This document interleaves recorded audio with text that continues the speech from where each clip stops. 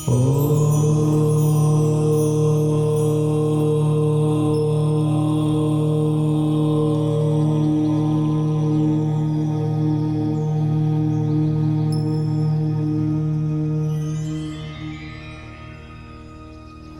friends, welcome to my Vedic astrology classes. I request all of you to subscribe my channel by pressing the bell icon. Thank you. Dear friends, तो आज जो हमारा नया topic है वो house ही है, मगर जो एपिसोड नंबर 5 है आज अपन डिस्कस करेंगे house number 3 and house number 4। पिछले एपिसोड में हमने इस दो हाउस के बारे में डिस्कस किया था, बट आज जो हम डिस्कस करने जा रहे हैं house number 3 and house number 4। ये जो हाउस नंबर 3 है बेसिकली ये क्या है, ये मेहनत का घर है, करेज। अगर किसी की कुंडली का करेज देखना हो तो वो हम हाउस नंबर 3 से देखते हैं।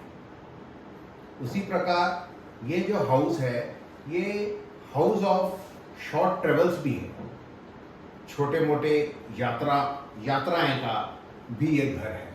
तो छोटी मोटी यात्राएं जो होती हैं, जैसे आप हिंदुस्तान में हैं तो जो छोटी मोटी यात्राएं होती हैं वो इस हाउस से देखी जाती हैं। उसी प्रकार ये जो घर है ये आपकी हॉबीज का भी है। आपकी जो हॉबीज किस टाइप की हैं वो इस घर से देखी जाती है। और ये इतना इम्पोर्टेंट घर इसलिए भी है क्योंकि this house is a house of documentation.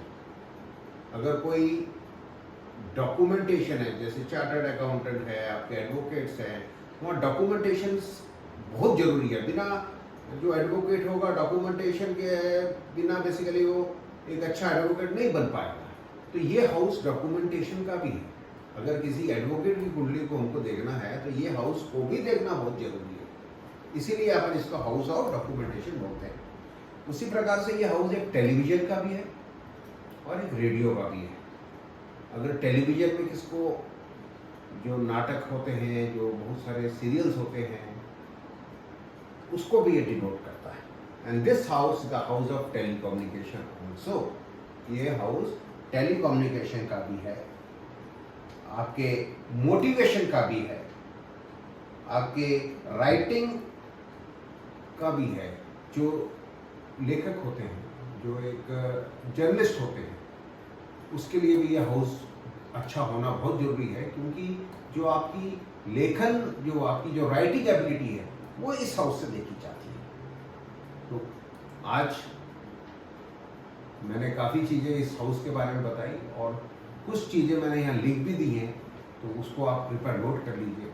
और बाकी जितनी चीज़ें बताई हैं उसको आप मेमोराइज करिए, क्योंकि जब कुंडली देखने जाएंगे तो ये बिना इस हाउस के, बिना अगर कोई कस्टमर आपके पास आता है या कोई आपका अपना पहचान वाला आता है, आपको खुद की कुंडली देखनी होती है, अगर किस बारे में वो पूछेगा, तो जिस बारे में वो पूछेगा, अगर वो मेहनत के बारे में पूछेगा, वो एक डॉक्यूमेंटेशन के बारे में पूछेगा, वो एक हॉबीज के बारे में पूछेगा, तो आपको ये हाउस उनका देखना पड़ेगा। उसी प्रकार से अब अपन हाउस नंबर 4 में आते हैं।